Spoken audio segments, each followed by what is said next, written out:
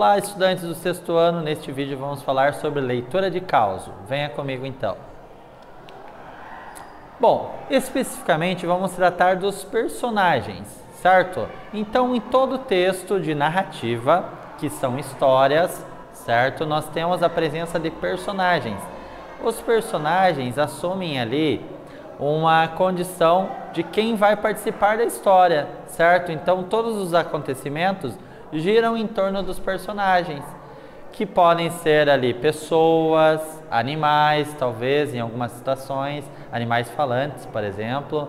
Pode ser que nós tenhamos ali sentimentos ou ainda objetos que são personificados também, né? Então, é uma situação que pode ocorrer, porque nós estamos falando de um texto literário, e dentro da literatura nós podemos trabalhar com a realidade ou ainda com a ficção, né? Então, isso pode ocorrer sim, esses dois momentos. Pode ser também um ser mitológico, né? Então, aqueles seres que podem ter superpoderes, né? Algum tipo de poder, enfim, alguma situação que possa envolver isso também, tá? Então, aqui nós temos, por exemplo, a imagem de um caipira ali, né? Então, nos causos, os personagens, né? Pode ter outros personagens, outras características? Podem, mas o caipira ele é um personagem frequente, muito frequente ali dos textos ali de causo, tá bom? Então eu trouxe essa imagem para representar um dos personagens que marcam ali os causos, perfeito? Bom, vamos tratar da variação linguística. O que é a variação linguística, né? A própria palavra diz variação, varia. Então não é igual o tempo todo. A nossa linguagem não é igual o tempo todo. O que muda, professor? Muda várias coisas, né? Muda a relação, né, que existe entre o falante, né, entre a linguagem escrita, por exemplo, né? Então, fala e escrita às vezes podem ter diferenças. Então, na oralidade, nós temos uma tendência de ter uma fala bastante informal, despreocupada em muitos momentos.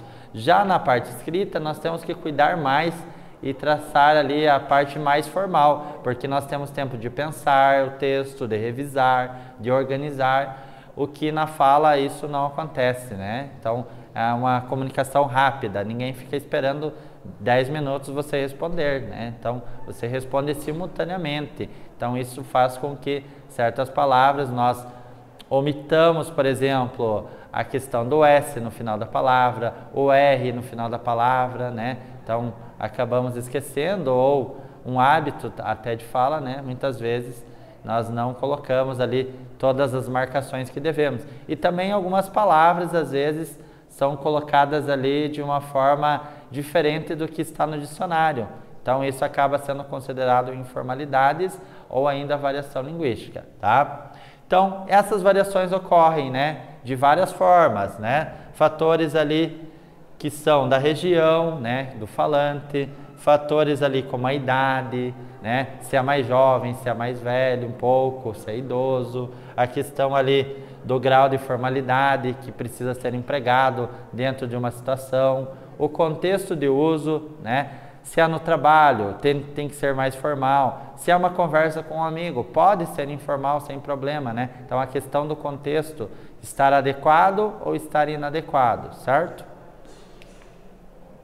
E também aqui, ó, temos aqui a linguagem, né, como uma expressão básica de todo falante. Então, a língua é a nossa forma de se comunicar. Isso vai variar de várias formas, né, em várias culturas, em várias regiões, né. Os tipos de variação, então, são os seguintes. Notamos variações históricas. Uma palavra sofre modificações ao longo do tempo, certo? Variações regionais. Então, numa região, eu posso ter um nome para um objeto, na outra região eu posso ter um outro nome para o mesmo objeto, certo? Variações sociais também podem ocorrer, né? Então, maior escolaridade, menor escolaridade, maior condições financeiras, menores condições financeiras, e variações do contexto, como já foi falado, né?